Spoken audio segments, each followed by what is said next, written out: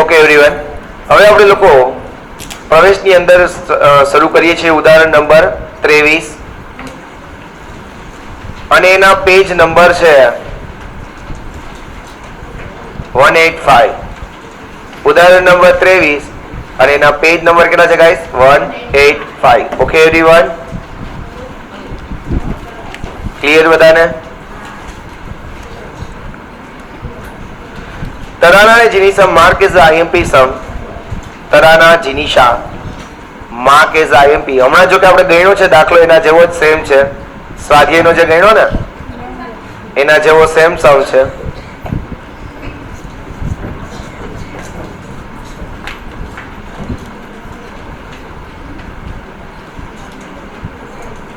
ફટાફટ ડ્રો કરો મારી સાથે.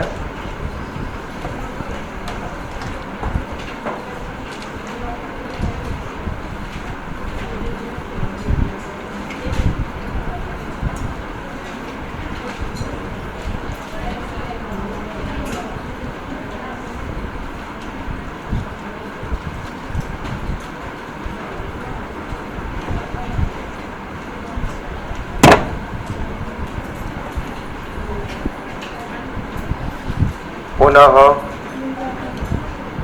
મૂલ્યાંકન ખાતું ઉધાર જમા.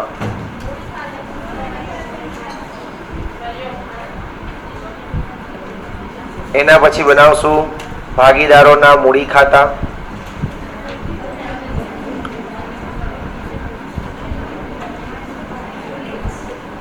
So dust it here.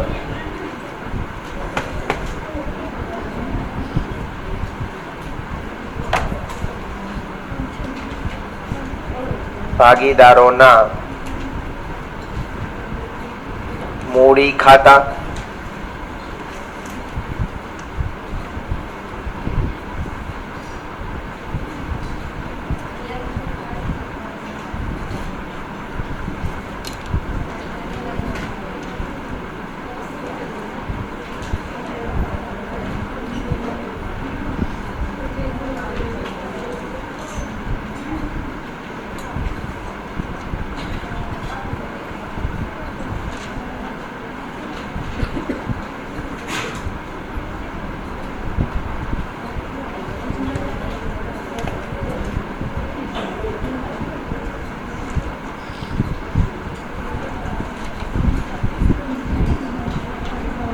પણ એના નામ શું છે? તરાના જીનિશા. નવી કોણ આવે છે? નિહાલ.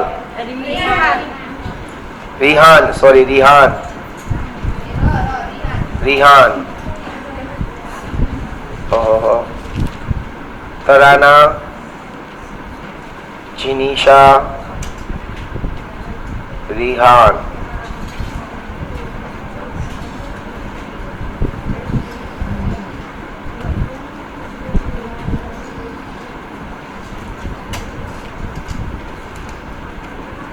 આગળ નહીં જાય.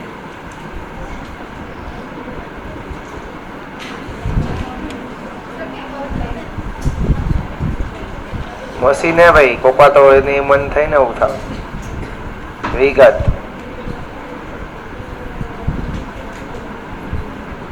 એના પછી આપણે બનાવશું રોકડ અથવા બેંક ખાતું.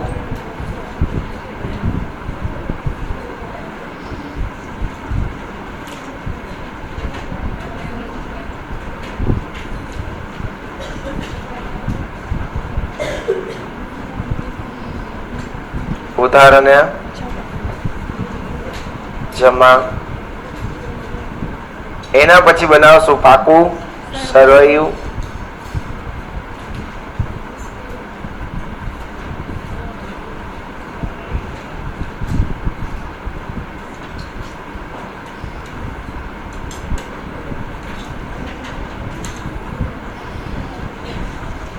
याद सजन की आई, मुझे याद सजन की आए, याद सजन की आए, मुझे याद सजन की आए. પાકું સરવૈયું.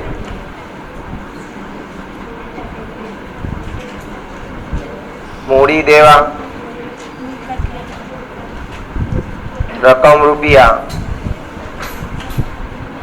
મિલકત લેણા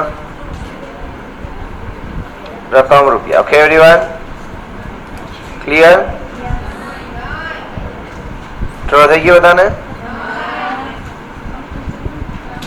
ચલો, તરાના અને જીનિશા એક પેઢીના ભાગીદારો છે. તારીખ 31/3/2017 ના રોજ તેમની પેઢીનું પાકો સર્વે નીચે મુજબ છે. મૂડી તરાના, કારીગર વળતર અનામત, રોકાણ વધઘટ ફંડ, પ્રોવિડન્ટ ફંડ, કાલકાદ અનામત, લેણદારો ખર્ચા ચૂકવવાનું બાકી, સામે પાકડી, જમીન રોકાણ, યંત્ર રોકાણો, દેવાદારો, સ્ટોક, રોકડ, સંશોધન અને વિકાસ ખર્ચ અને નફા નુકસાન ખાતું.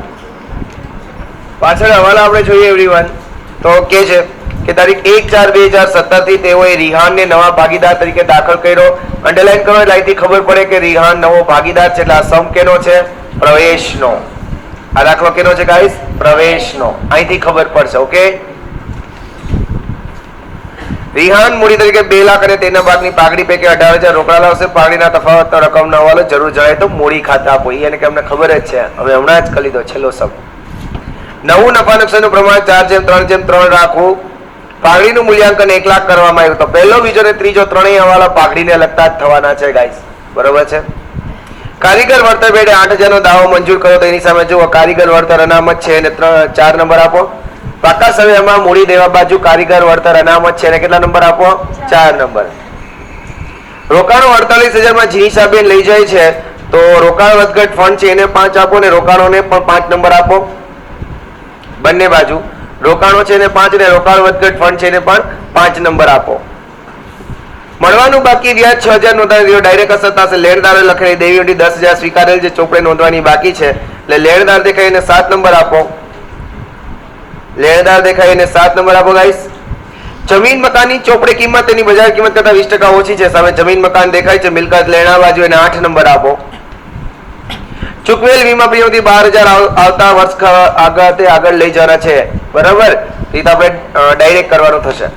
હવાલા સિવાયની બાકીની જેટલી વસ્તુ છે એને આપણે પ્લોટિંગ કરી દઈએ જ્યાં જ્યાં આવતી હોય ત્યાં. ચલો, સૌથી પહેલા શું છે? મૂડી. તો લખો મૂડી ખાતે જમા બાજુ બાકી આગળ લાવ્યા. તરાનાની છે 1,90,000. જીનીસાની છે 1,21,000 અને રિહાન તો નવો છે, એની કઈ હોય નહીં. મૂડી ખાતે જમા.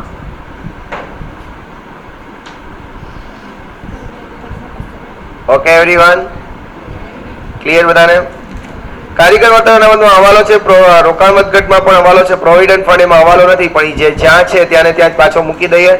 હવાલો ન હોય એટલે ક્યાં છે? તો કે પાકા સર્વેમાં મૂડી દેવા બાજુ છે તો ત્યાં જ મૂકી દો. પ્રોવિડન્ટ ફંડ કેટલા રૂપિયા ગાઈસ? 16,000. પ્રોવિડન્ટ ફંડ કેટલા રૂપિયા ગાઈસ? 16,000. કાલખાદ અનામતમાં પણ કઈ હવાલો નથી એટલે તેને ત્યાં જ મૂકી દો. કાલખાદ અનામત 20,000. લેણદારોમાં હવાલો છે. ખર્ચા ચૂકવવાના બાકીમાં હવાલો નથી એટલે એને પણ ત્યાં જ મૂકી દો. ખર્ચા ચૂકવવાના બાકી કેટલા રૂપિયા ગાઈસ? 15,000. સામે જૂની પાઘડી આપી છે તો ક્યાં લખવાનું એને? મૂડી ખાતે ઉધાર બાજુ. પાકા સર્વેમાં જે પાઘડી આપી હોય એને ક્યાં લખવાનું? ભાગીદારોના મૂડી ખાતે ઉધાર બાજુ. લખો પાઘડી ખાતે. કયા પ્રમાણમાં દેશું? જૂના પ્રમાણમાં. જૂનું પ્રમાણ એ કઈ આપ્યું નથી એટલે કેટલું લેશું? 1:1. તો ટોટલ 14,000 છે. તો તરાના બેન ને 7,000 અને જીનીસા બેન ને પણ 7,000. ઓકે એવરીવન, જમીન મકાનમાં હવાલો છે છોડી દો. યંત્રમાં હવાલો નથી ને, તો એ જ્યાં છે ત્યાં જ પ્લોટિંગ કરી દો. મિલકત લેણા બાજુ આપ્યું છે તો ત્યાં જ લખી નાખીએ. યંત્રો 80,000. રોકાણોમાં હવાલો છે છોડી દઈએ ગાઈસ. દેવાદારોમાં હવાલો નથી ત્યાં જ લખી નાખીએ. દેવાદારો 70,000. પછી સ્ટોકમાં પણ કઈ હવાલો નથી તો એને પણ ત્યાં જ લખી નાખો ગાઈસ. સ્ટોક કેટલો? 36,000. પછી રોકડ આપી છે તો રોકડને ક્યાં લખશું? રોકડ અને બેંક ખાતે ઉધાર બાજુ, બાકી આગળ લાવ્યા. કેટલા રૂપિયા ગાઈસ? 40,000. પછી તમને સંશોધન અને વિકાસ ખર્ચ આપ્યો છે. સંશોધન અને વિકાસ ખર્ચ જૂના ભાગીદારોએ કરી લીધો હોય એટલે એને ખર્ચ તરીકે ગણી, નુકસાન તરીકે ગણી અને જૂના ભાગીદારના મૂડી ખાતે શું કરી દેવું પડશે ગાઈસ? ઉધાર. લખો સંશોધન અને વિકાસ ખર્ચ જૂના ભાગીદારના મૂડી ખાતે ઉધાર.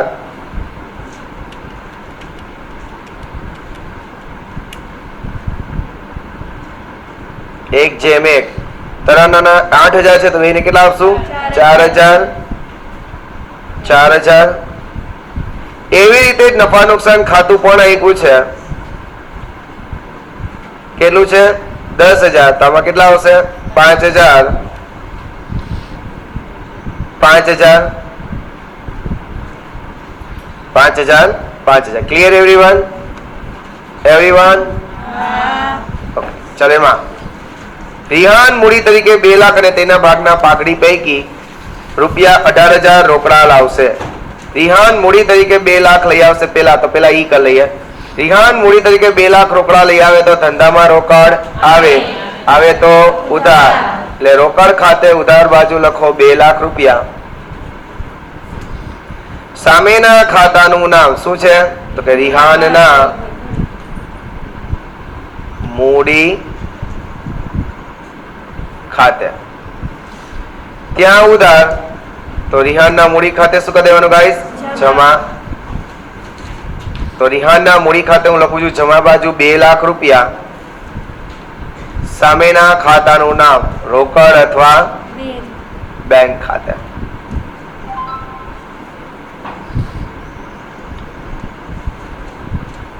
બરાબર? રિહાનના મૂડી ખાતે જમા બાજુ 2 લાખ રૂપિયા. સામેના ખાતાનું નામ રોકડ અથવા બેંક ખાતે. Okay everyone? હવે આપણે લોકો જો પાઘડીના હવાલા કરવા, તમને બધાને યાદ છે કે પાઘડીનો હવાલો કરવો એટલે સૌથી પહેલા આપણે શું ગોતવું પડે? પ્રવેશની અંદર ત્યાગનું પ્રમાણ. તો વર્કિંગ નોટ નંબર 1 ત્યાગનું પ્રમાણ.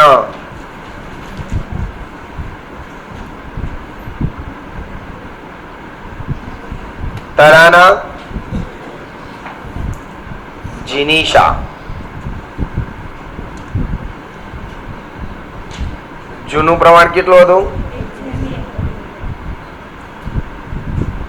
1/1 એટલે 1/2, 1/2. નવું પ્રમાણ કેટલું છે? 4/3. ત્રીજાનું કઈ કામ ન હોય તો નામ ન લખવું તો હાલે, પણ પ્રમાણ માટે મારે બતાવવું પડે કે 10, 10 ને 10. રિહાન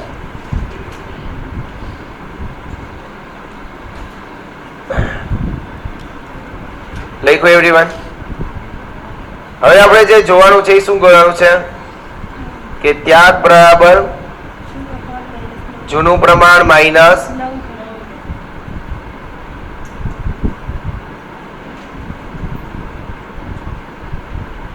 ભાગીદારનો ત્યાગ બરાબર જૂનું પ્રમાણ માઇનસ નવું પ્રમાણ. હવે વાત કરીએ બેન તરાનાનો ત્યાગ. તરાનાનું જૂનું પ્રમાણ છે 1/2, નવું પ્રમાણ છે 4/10. મેં તમને શીખવાડ્યું છે કે બાદબાકી કરવા માટે સૌથી પહેલા છેદ સરખા હોવા જોઈએ. તો અહીંયા છેદમાં 2 છે, અહીંયા છેદમાં 5 છે. કંઈક આપણે એવો કમાલ કરીએ,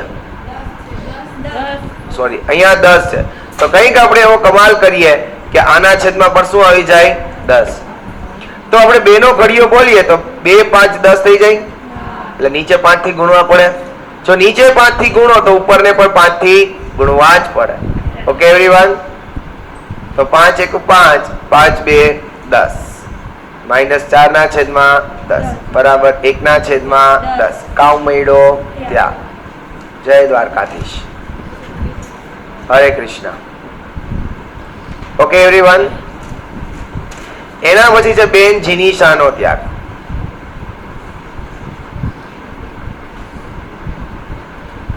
જૂનું પ્રમાણ છે 1/2, નવું પ્રમાણ છે 3/10. જે ઉપર કર્યું હોય એવું જ અહીંયા થાય કે ઉપર નીચે કેનાથી ગુણશું 5 5 વડે. 5 1 5, 5 2 10, 3/10, 2/10. કાઉ મળ્યો યાર. ભારત માતા કી જય. 2/10 આવી ગયું એટલે પ્રમાણ આપણે ગોતી શકશું. અહીંયા ઉપરથી લેશું 1 અને અહીંયાથી લેશું 2 એટલે ત્યાગનું પ્રમાણ બરાબર 1/2.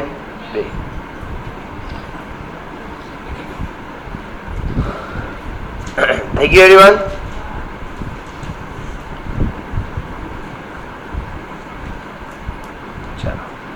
પહેલું કામ સમાપ્ત થયું આપણું, ત્યાગનું પ્રમાણ શોધવાનું. ઓકે, હવે બીજું કામ,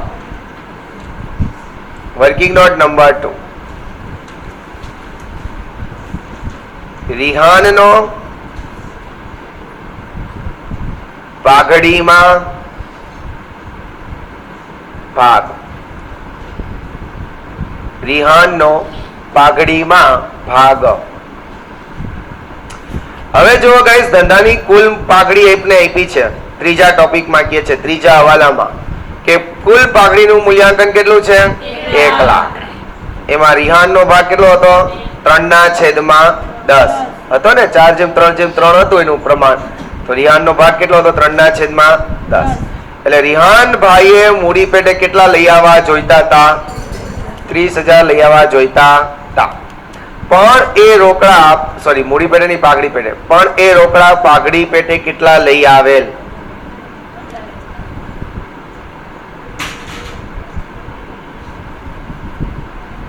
કેટલા? 18. તો એને 12,000 આપણને ઓછા આપ્યા, આપણે મૂકી દેશું નહીં. એ 12,000 રૂપિયા આપણે શું કરશું? ક્યાંથી કાઢી લેશું? એના મૂડી ખાતામાંથી. તો અહીંયા લખશું રિહાનના મૂડી ખાતે ઉધાર ઉધાર ઉધાર. Okay everyone?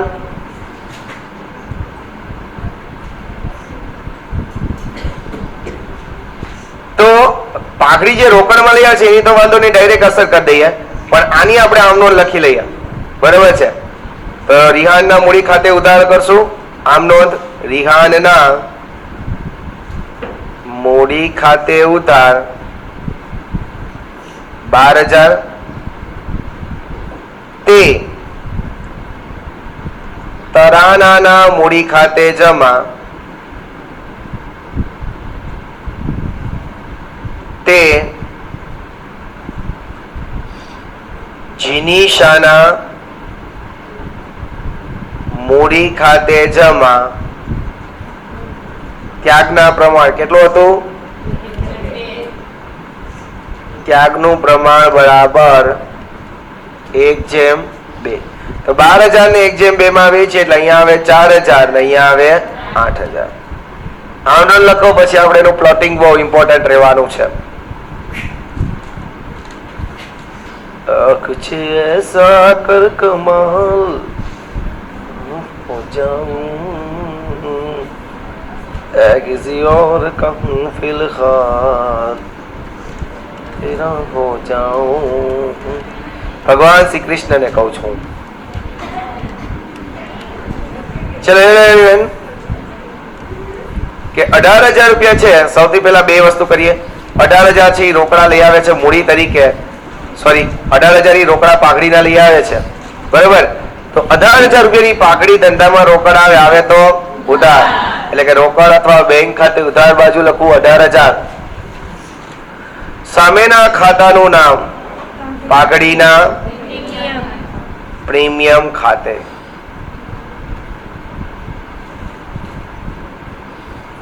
Okay everyone? ત્યાં ઉધાર. હવે આ પાઘડીના જે રોકડા આવ્યા છે કોને દઈ દેવાના? જૂના ભાગીદારોને. તો જૂના ભાગીદારોના મૂડી ખાતે જમા બાજુ લખો પાઘડીના પ્રીમિયમ ખાતે.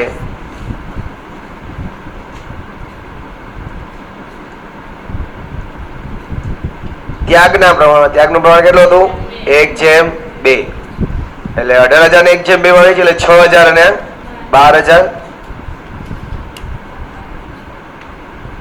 આવડું બધાને ગાઈસ? આવડું પેલી આમ રોકડા છે પાઘડીમાં લઈ આવ્યા ત્યાં આવડું બધાને? એના પછી હવે જે ઓલા આપણે આમ નોટ બનાવી હતી ને મૂડી ખાતે ઉધાર, તો જો રિહાનના મૂડી ખાતે ઉધાર 12,000, રિહાનના મૂડી ખાતે ઉધાર 12,000. જો હવે હું અહીંયા ડાયરેક્ટ સામે એમને 12 લખી નાખું તો મારે સામે કયું ખાતું લખવું? કારણ કે સામે તો બે ખાતા છે એટલે આપણે બંને ખાતાના અલગ અલગ દેખાડવા પડશે. બરાબર છે? તો બંને ખાતાને અલગ અલગ દેખાડીએ તો તરાનાના કેટલા હતા? 4,000. જીનીશાના કેટલા હતા? 8,000. બરાબર ને? સામ સામેના ખાતાનું નામ અહીંયા લખશું તરાનાના મૂડી ખાતે, અહીંયા લખશું બેન જીનીશાના મૂડી ખાતે. ક્લિયર? તરાનાના મૂડી ખાતે ને જીનીશાના મૂડી ખાતે. ન્યા ઉધાર તો તરાના અને જીનીશાના મૂડી ખાતે જમા, તરાનાના મૂડી ખાતે જમા 4,000, જીનીશાના મૂડી ખાતે જમા 8,000. વિગતમાં સામેના ખાતાનું નામ રિહાનના મૂડી ખાતે.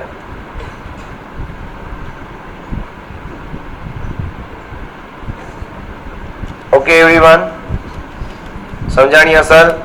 આમાં બહુ ધ્યાન દેવાનું છે. ખતવણી ધોરણ 11 માં જે લોકો હશે જેને કહ્યું તો એને ખબર પડી ગઈ છે ખતવણી છે.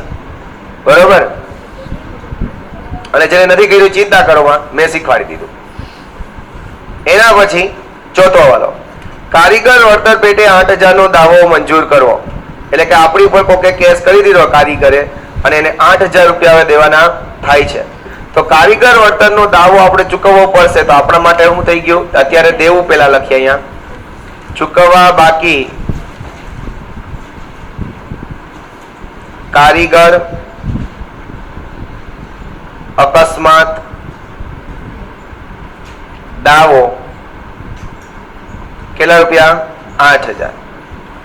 કે ચૂકવવા બાકી કારીગર અકસ્માતનો જે દાવો છે કેટલા રૂપિયા છે ગાઈસ? 8,000. હવે આ તો આપણને નુકસાન થઈ ગયું કે નહીં? આ નુકસાનને પહોંચી વળવા માટે મેં અગાઉથી જ કારીગર અકસ્માત ભંડોળ બનાવ્યું હતું. જો કેટલું છે? 12,000. એટલે કે મને એમ લાગતું હતું કે ભવિષ્યમાં કોઈ કારીગરને કંઈક થઈ જાય તો આપણે 12,000 રૂપિયા દેવા પડશે, પણ કોર્ટે કીધું કે તમારે 12 નહીં, તમારે કેટલા દેવાના છે? 8,000. તો એનો મતલબ એમ કે મેં બચત તરીકે 12 રાખ્યા હતા સાઈડમાં, હવે એમાંથી મારે 8 જ દેવા પડશે. તો હજી 4,000 મારી પાસે બચ્યા. આ જે 4,000 બચે છે એ કોને આપી દઉં? જૂના ભાગીદારોને. કોને આપી દઉં? જૂના ભાગીદારો. એટલે એ મોજ કર્યા. કારીગર એના જતા એને જ દેવા પડે ને જૂના ભાગીદારને. કારીગર અકસ્માત અનામત વળતર અનામત જે શબ્દ હોય 4,000 છે. જૂનું પ્રમાણ હતું 1:1 એટલે કેટલા થશે? 2,000 અને 2,000. 1:1. સમજાણું કેમ આવ્યું? રોકાણો 48,000 માં બેન જીનીશા લઈ જાય છે. રોકાણો 48,000 માં કોણ લઈ જાય છે? જીનીશા. જીનીશા રોકાણો લઈ જાય તો જીનીશાના મૂડી ખાતે ઉધાર બાજુ કરો 48,000. જીનીશાના મૂડી ખાતે ઉધાર બાજુ લખો 48,000. સામેના ખાતાનું નામ લખો તો શું આવે? રોકાણો ખાતે. હે રદ કલર દેખાતો? રોકાણો ખાતે. ઓકે 48,000. હવે રોકાણો હતા કેટલાના? જુઓ જે તમારા પાકા સરવૈયામાં 50,000 ના. બેન જીનીશા કેટલામાં લઈ ગઈ? 48,000. તો 2,000 નો આપણા ધંધાને શું થયું? નુકસાન થયું. પણ એ નુકસાનને પહોંચી વળવા માટે મેં ઓલરેડી રોકાણ વધઘટ ફંડ બનાવ્યું છે. કેટલું? 4,000. તો મેં સાઈડમાં 4,000 રૂપિયા રાખ્યા હતા કે ભવિષ્યમાં ગમે ત્યારે રોકાણનું નુકસાન થાય તો એ રૂપિયા આમાંથી કાઢી લેશું. તો મેં સાઈડમાં 4,000 રાખ્યા હતા, પણ ખરેખર નુકસાન કેટલાનું થયું? 2,000 નું થયું. તો હજી મારી પાસે 2,000 રૂપિયા બચ્યા. આ 2,000 હું કોને આપી દઈશ? મારા જૂના ભાગીદારોને, કારણ કે એના જ રૂપિયા હતા. બરોબર? તો તરાના અને જીનીશાના મૂડી ખાતે જમા બાજુ લખો રોકાણ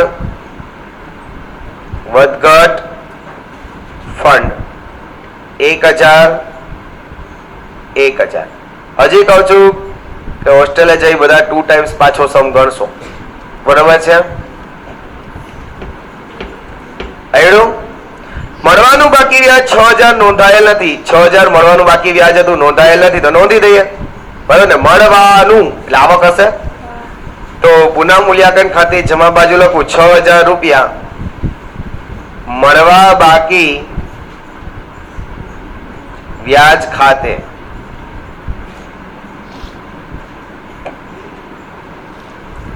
હવે આ વ્યાજ 6000 છે, મળવાનું બાકી છે, બાકી છે, બાકી છે, બાકી છે, બાકી છે, તો ધંધાનું શું થઈ જાય? લેણું. એટલે ક્યાં લખાય? મિલકત લેણા બાજુ લખો મળવા બાકી રોકાણોનું વ્યાજ કેટલા રૂપિયા ગાઈસ? 6000. મળવા બાકી રોકાણોનું વ્યાજ કેટલા રૂપિયા? 6000. Okay everyone. એના પછી લેણદારોએ લખેલી દેવી ઊંડી રૂપિયા 10,000 સ્વીકારેલ જે ચોપડે નોંધવાની બાકી છે. કાલે મેં શીખવાડ્યું હતું કે લેણદાર પાસેથી આપણે દેવી ઊંડી સ્વીકારી લઈએ તો લેણદાર ઈ આપણો હવે મટી જાય છે કે લેણદારના લિસ્ટમાંથી એને આપણે શું કરી નાખવું પડશે? કાઢી નાખવો પડશે અત્યારે.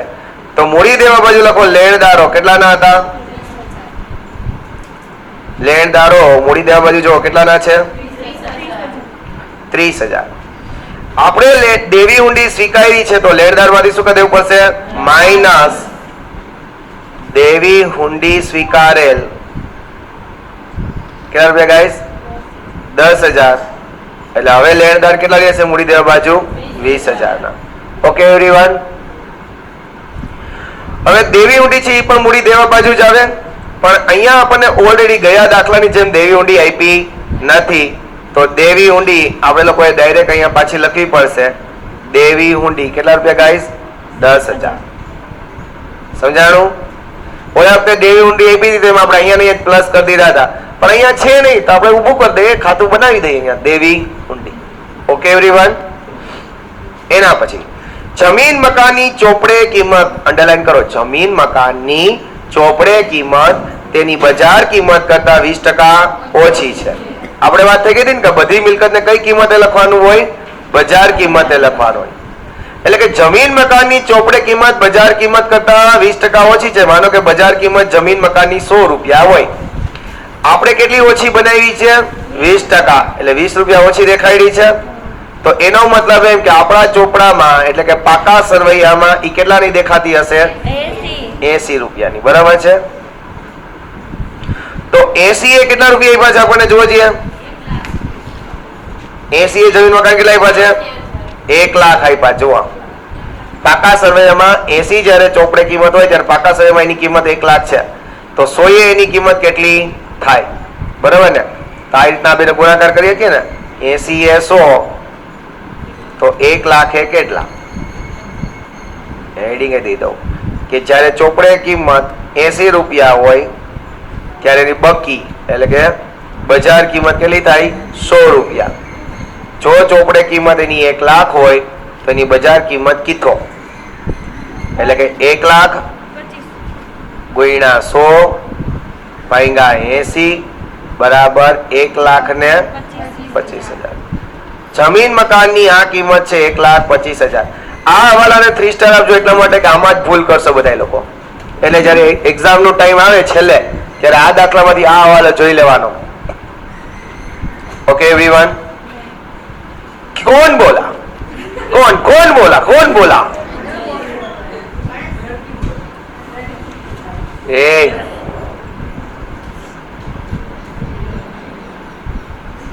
चलो હવે પાકા સરવૈયામાં જુઓ. લખો મિલકત લેણા બાજુ પાકા સરવૈયામાં. ઓહો कुछ ऐसा कर कमाऊं की बैटरी आ जाए.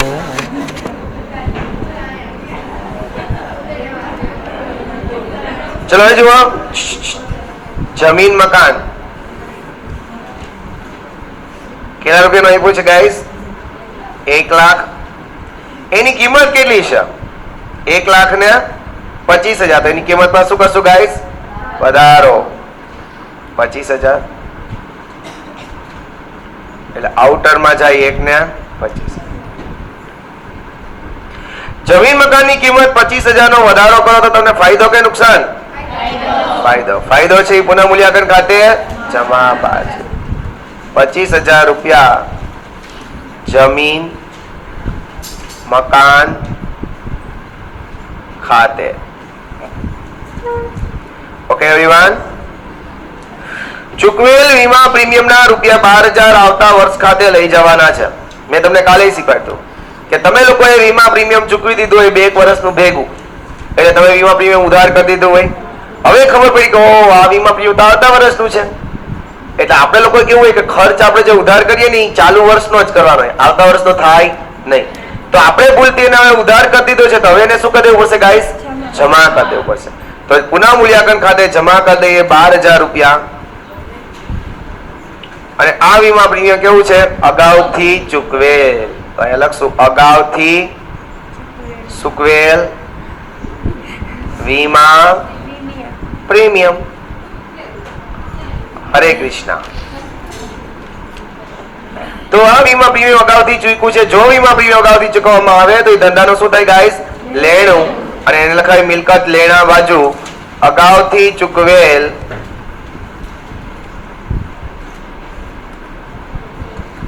વીમા પ્રીમિયમ. કેટલા રૂપિયા? અગાઉથી ચૂકવેલ વીમા પ્રીમિયમ કેટલા રૂપિયા ગાઈસ? 12,000. જય શ્રી કૃષ્ણ. થઈ ગયું બધાને?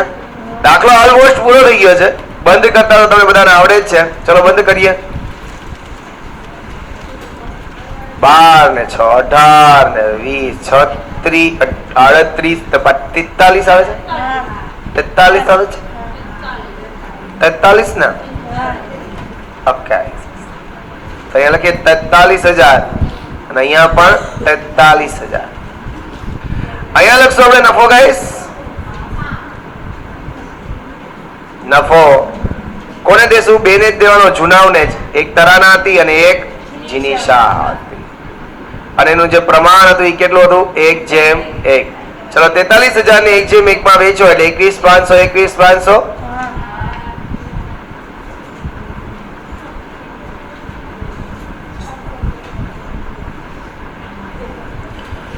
જય દ્વારકાધીશ.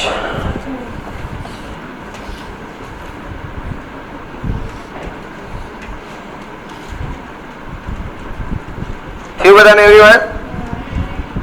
ત્યાં ઉધાર તો તરાના અને જીનીશાના મૂડી ખાતે જમા. તો તરાના અને જીનીશાના મૂડી ખાતે જમા બાજુ લખો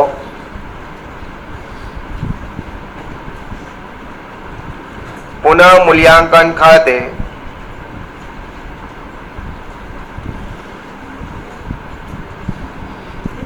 કાઉસમાં નફો 21,500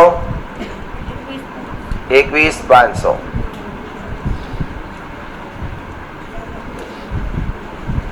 हो मन पता ये दुनिया नो ये गवारा नहीं हो सकता. टोटल करो तो झूठ कहते हैं 2,24,500. 2,24,500 એ ટોટલ ને એમ કે ગાઈસ. જય દ્વારકાધીશ. હરે કૃષ્ણ. 2,24,000 ને 500. હવે તફાવતની રકમ ને ક્યાં લઈ જાશું? બાકી આગળ લઈ ગયા. બાકી આગળ લઈ ગયા. 2,24,500 માંથી આ બધી જ વસ્તુ માઇનસ કરો. 2,08,500. Okay everyone. ચાલો એના પછી જીનીશાનું જમા બાજુનો ટોટલ કરો. 1,05,000. એ ટોટલ અહીંયા પાછો મૂકો. તફાવતની રકમ કાઢો. 1,01,500. Okay everyone. એના પછી આનો 2 લાખ. What a maths. કેમ બાકી આપણો મેથ્સ કર્યો? 2 લાખ. 1,88,000 ગાઈસ.